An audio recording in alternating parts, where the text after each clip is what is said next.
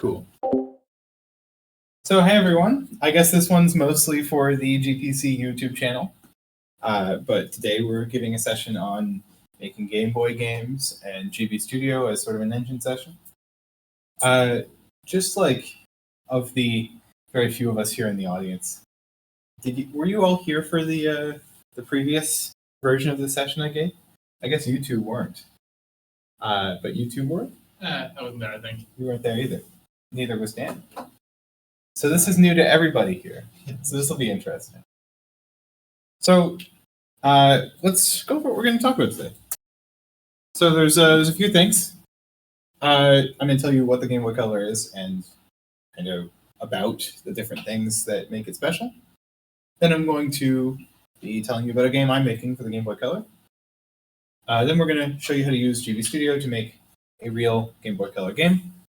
And then, as a fun special activity, I've brought a real Game Boy Color with a flash cartridge. So if you happen to make a game during the demo, we can put it on some real hardware for you guys and give you a feel for that entire process. And then talking about, why you'd want to do this. So what's a Game Boy? Most of you have seen them before. It's kind of the quintessential handheld device. They came out in 1989 with the first version. There was 2 years after that, I believe, the Game Boy Color, which is not just this monochromatic green screen.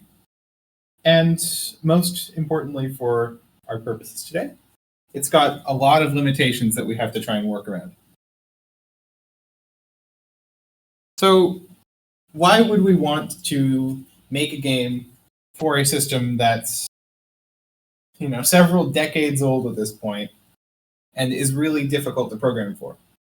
What's the reason? And I'm going to answer that with a question. How many times have you ever seen the default Unity background? You've made a sample scene, or your game engine of choice, could be Godot, could be Unreal, and just thought, man, what do I do? It's empty. There's infinite possibilities. This sucks. I don't know what to do. I could do anything, but it's, decision paralysis, right? I like this quote from Orson Welles. He says, "The enemy of art is the absence of limitations." Nowadays, we don't have any limitations. Our game engines let us make pretty much whatever we want. And, that's interesting in the fact that it lets us make pretty much any kind of game. The problem that it gives us is that we don't have limitations that we have to find creative workarounds for anymore. So why we would do it is to make games with those same limitations. And if you consult my my graphical aid here, you can see I made the cringe Doge, the thing I don't like, which means that it's cringe. And I made the Chad Doge, the one that I like, which means it's based. And so I don't make the rules, but I do make the memes. And just to give you a basic overview of some of the limitations, the biggest a Game Boy game can be is 4 megabytes. Like this picture is, I think, 4 times bigger than the largest Game Boy game could be. You can only have 32 colors on screen. I'm going to tell you about ways to get around that. It's 160 by 144 resolution, and it's broken into 8 by 8 chunks of pixels that you have to program with. Most of the code is in assembly. Technically, you can do C. And as some of you might know, I think I've showed all of you this, I'm making a 3D, fully lit and textured video game for this one, not the other way around. So I'm going to talk about the sprites first, because I think that's interesting. You all know what a sprite is? You're game programmers. A sprite is a moving image. On the Game Boy, as I said before, we got 8 by 8 pixel chunks. And you see this this texture here that looks like it's for the original Game Boy. That's actually how it works. Each one of these pixels can be one of 4 colors, and each pixel is a 0, a 1, a 2, or 3, and that tells it which color to use. And we have a special file called a palette that tells the Game Boy Color, if you see a a green, a 0 here, place it with that color in our palette. And so you'll notice in our sprite here, we don't necessarily always want to make sprites that are boxy, like made up of perfect squares that are 8 by 8 pixels in size. So what do? We need a transparency color, and that's what this lime green is here. So, just to go over a little bit more, you can have about 20 sprites on screen at the same time, give or take a few based on where they're laid out horizontally and how big they are, how many of those chunks they use. And of course, yeah, you need to reserve one of your colors for transparency if you don't want it to be, a multiple of even boxes and you want to have some, like a character here. You don't want them to be fully rectangular. Here's a screenshot from a Game Boy Color game I made in like an hour or two for a previous demo. You can see here that we have multiple sprites on screen. We have different palettes being used to show different colors on screen at the same time. And we have a level which is larger than the size of the Game Boy screen. So we're going to have to scroll it. Basically, this kind of platformer gives us a good idea of how we can do all the different types of image modes that are possible. Backgrounds are very interesting. That's the thing I've specialized in coding. If you do, what was the resolution again? 160 by 144. If you multiply that out and then you divide it by 192, you will find that means, technically speaking, you don't have enough memory for every single 8 by 8 chunk to be unique. You have to repeat some of them, which is interesting. You only can have 8 palettes on screen at the same time, minus weird tech wizardry I will get into. And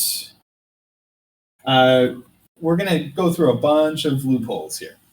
But these are the sort of base restrictions that are difficult to get around.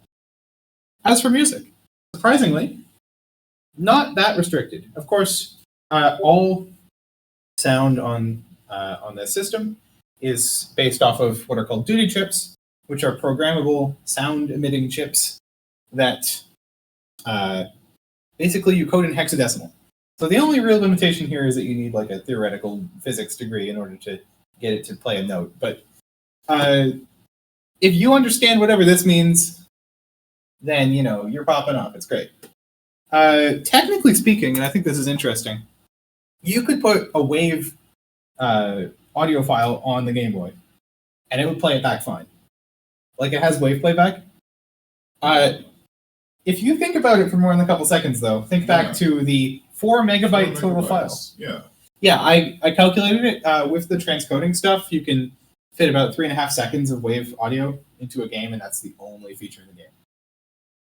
I think 2 or 3 games use it, and it's just for like an 1/8 of a second hi-hat noise or something for a song. But it's a thing you can do.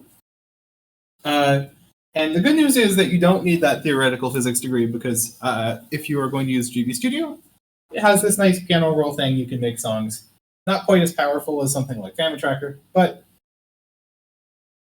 it looks like music and not math. And those duty channels I was telling you about, 2 of them you can make sound like whatever you want, any sinusoidal wave. If you've seen those videos of chip tunes with the different sine waveforms and what they sound like, you can make those whatever kind you want. So square, triangle, sawtooth. There's one channel that's locked to sine, and there's one that's locked to noise. So it just goes. And you can change parameters on all that stuff, but those are the basic restrictions. You have 4 channels in total. So maybe you're interested in the game that I'm working on, so I'll tell you about it. So it's a first-person, open-world story game for the Game Boy Color. I'm making it. When I first did this presentation in 2023, I said the game was releasing in 2023. It is now 2025. So I'm doing a Mega Man. I'm saying it's releasing in 2020X. I won't be wrong this time. I hope. Anyway, I got some screenshots here of like an early version.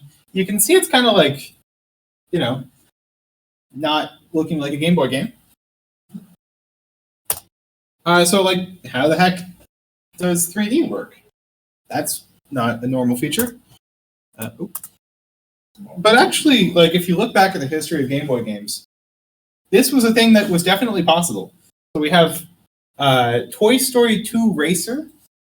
We have Pinball 3D. We have Faceball, and we have sorry, that's Pinball 3D. That's Pool 3D. These were all games that, in some form or another, did actual, real-time 3D on the Game Boy. Faceball is especially cool because that's basically like a Doom clone, and basically, I think I can get better results by faking it. But the fact that this is at all possible, let alone developed in the 90s using only assembly language, I think it's crazy. So I've told you all about this, how I've done it, I think, but what if instead of making a 3D game where it actually calculates all the 3D positions and does all that math in real time, which would be very difficult for the processor of the Game Boy, what if we, with our modern supercomputers, literally just calculated every single possible image that could display in the video game, screenshotted them, and put them on the Game Boy, and then moved them around really fast and no one would notice? It works. And I'll show you a demo of that later, but let me now give you the demo of how that works. So we're going to be taking this image of a plate of spaghetti, and we're going to put it on the Game Boy. So that's hard. You remember that thing I said where there's not enough tiles to like make each one of them unique? If you have more than a little bit of stuff going on the screen, that's a very difficult thing to work around. And of course, the total number of colors thing, also very difficult because this image here has more than 32 colors in it. So whenever I face a problem like this, and this is a lesson for all of programming, there's only one thing you can do, and that's to break it into smaller chunks. So there's some things that are easy, and we can get those out of the way right away. Like, we need to make it the right resolution. So let's crop it to 240 by 160 or whatever it was. We're going to split it into 8 by 8 chunks. And we know that we need to find 8 palettes with 4 colors so that we're changing this image the least amount that we can while still having all that data there. So we want to display the closest thing to this image that we possibly can. So what do we need to do that? So find randomized colors, switch them around, see how far away it is, score it, try every single possible combination of colors until we get the closest one for that image. And there's a lot of optimization you can do. I did not do a lot of optimization. The thing I made takes like 10 seconds to convert a single image. It's running Python. It's not a good choice, but basically, we need to find a way to convert all these images into something that will fit on the Game Boy and that it can read. And then we need to actually like figure out how we can fit hundreds of images onto a Game Boy, because again, 4 megabytes. So I made this program called Off-World ImageN. What it does is it takes in this image and it spits out that image. And you might be thinking, wow, that's terrible. And it is. But if you remember back to how the palettes work, these 4 colors represent the different indexes in our palette. So what happens when we replace that with the palette that the program sped out? We get that. And like, ignore the bilinear filter on the slides because for some reason, Google Slides doesn't let you nearest neighbor filter an image, which is stupid. But that looks not terrible, right? But you know, it does actually. And for that demo I showed you before, if you've ever seen it, where you're walking around and you can actually walk forward, that's what I did hundreds and hundreds and hundreds of times. And GD Studio, which I'm going to show you later, doesn't actually have a very good way of putting that into there. So what you need to do is make a giant hex file. I believe at this date it is over 1 million lines long. And it is minified. And you need to find the location where the correct index of palette is. You need to paste in data, and then you need to find the location where the image data is, and you need to paste in that data. Then you need to find the location where each one of the palettes is addressed, like which palette are we using at this chunk, paste in that data. That sounds like mesmerism. It does. Anyway, so that's each one of these rectangles. Each one of those rectangles is that entire process. And there's hundreds of these. This isn't even all of them.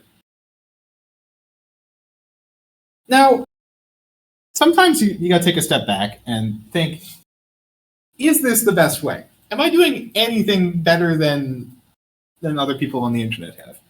And I found out that there is another technique, and it is simpler. And the only small problem is that I need to use the funny magic runes of the computer, and that is assembly language. There's this library called PNG, Too High Color GB. It was made in like 2008 or something, and now it's part of this library called GBDK. It was released in 2020. It's very cool, and you can make things. I don't know. Here's what my program made, and that's what the spaghetti was using. And then here's the original image, and then here's this thing, and you can see it's barely different. How does that work? You can't even see the chunks. How it works is, I didn't get into this, but the way that it renders these images is it starts at the top, and it goes one line of chunks, next line of chunks, next line of chunks. What this library here does, and what you can do if you're using assembly language, is the Game Boy will say, all right, I'm rendering this line.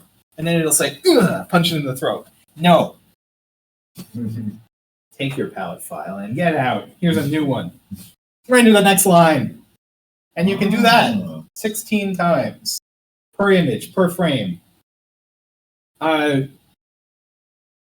instead of having 8 palettes per entire image, you now have 8 palettes per line.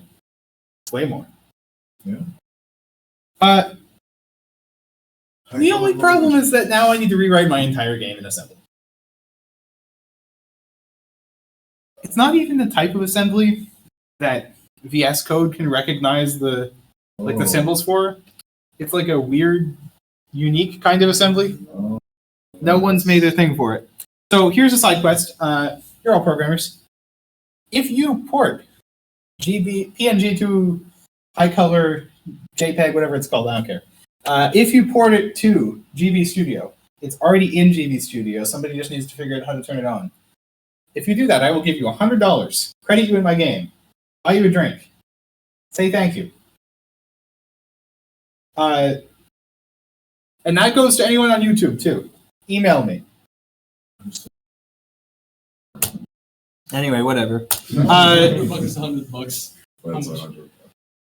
So, I was going to give you a whole demo on how to use GB Studio. We couldn't get my laptop to connect to the thing, and Ethan's laptop is probably about to die. Yes, it's going to die at this moment. So, I think instead, what I'm going to do is I'm going to get out my Game Boy and just show you some of the cool stuff that I've made for this. And then perhaps if we can get slightly more attendance some other time or something, I can do like a half session on GB Studio, because I think people might be interested in that. But that can be a spontaneous sort of thing. I don't want to keep you guys for too long, and it's already like 2:40. So let's I'll show you some of the stuff that you can do with that high color mode. I'll start by, isn't that a fun sound? Yeah. Yeah. It's such a fun thing. So using the high color mode, like look at the quality of images that we can get running on a real Game Boy. I can't tell this is working because I'm like, I have to. I don't know. But and this works with the same. Let's see. Like the same thing. You can turn around. It's going to be a real first-person game. Open world on the Game Boy Color. Original hardware. This is only semi-original hardware. I modded the screen. I modded the speaker. I modded the shell. But the processor's the same. Everything is the same that's running the game. You can play it in emulator too. Are you guys interested in me showing you how to use GD Studio? Just kind of like. I think that'd be pretty interesting. Yeah. All right. That'd be a fun session. Yeah. Okay, so we'll do that. Maybe it just goes on YouTube or something. But yeah, look forward to a part 2 potentially. And I had this whole thing planned. I'm sad I'm sad more people didn't show up. But this thing works. I don't even have the SD reader, so I couldn't have. I guess there's probably an SD reader in the lab somewhere. Yeah, there is. Somewhere. Let me skip to the end. So, what's the point? Just to loop back. It's kind of fun. It's fun to have a problem that seems impossible to solve it, to have that experience of being like, yeah, I did great. It doesn't really matter if you Google it afterwards and see that there's a 5-year-old library in a GitHub repository somewhere that does it a million times better. It doesn't matter if the game you make isn't that fun. If you have a good time making it, and it's something that you're proud of, then that's the reason why you do it, right? And I think that getting over that paralysis of having a blank slate, the only real way to do that is to impose limitations on yourself. And whether that's a time constraint, like you might have with a game jam, or maybe it's artistic limitations. I know there are really great games limit their color palette or their resolution, or maybe even the types of assets they're allowed to use. And those limitations are what make the game interesting. So for me, I like programming on this thing because it's such an essential form of everything that a video game can be. And nothing's too complicated that you couldn't make it in a few hours if you really set your mind to it. But for any of you guys and for you watching at home, I don't know where to direct my attention. There's just this blob of camera. You got to find what that is. And when you're making games, finding what that is how you find out what kind of games you're going to make, what kind of game developer you will be. Thanks, you guys, for watching. Thanks, the 3 of you, for being here. I know that Ethan is literally asleep, and the 2 of you are duty-bound to be here as executives of the club. Yeah, but this is interesting. No, I'm I'm happy to actually watch here this. for it. But it's I have a good time doing this talk. Perhaps when I graduate or go to graduate school, I can give it again with slightly more attendance. The game will be done in 2020X. Yeah, I can come back in 2020X, you guys. Whoa! But yeah, I think that's where I'm going to wrap it for the video. Thank you very much, you guys. Any questions about the Game Boy stuff before we finish it up? How do you go about just getting into it? Do you need to learn assembly and all these other things? No. So the cool thing about GP Studio is that it's just it's drag and drop. It's no code required. Oh wow! It's very simple. It shows you visually how everything is laid out. You don't need to do any assembly. You don't need to do any C. And you can make platformer games, RPGs. You can make different sorts of top-down things, point and click. It supports all the color mode, supports Super Game Boy, link cable, save data. Just an awesome game engine. That's really interesting. I've always I've never played many Game Boy Color games, but I love how simple. Yeah. And just I don't know, they're very well realized games, but they're so just self-contained that I don't know. I love their art styles. Game Boy Color was just a good era of games. For sure. Yeah. I mean, it's my favorite Zelda game is Oracle of Seasons. Nice. My controversial opinion, which I guess is going on the internet now, is that Capcom does 2D Zelda better than Nintendo. So this guy, if you're a real one, you got to play this. I like Pokemon Crystal. Yeah. I And of like course, Emerald. who could forget Puzzle Bubble 4, known in the US as Bust a Move Millennium. Whoa. Anyway,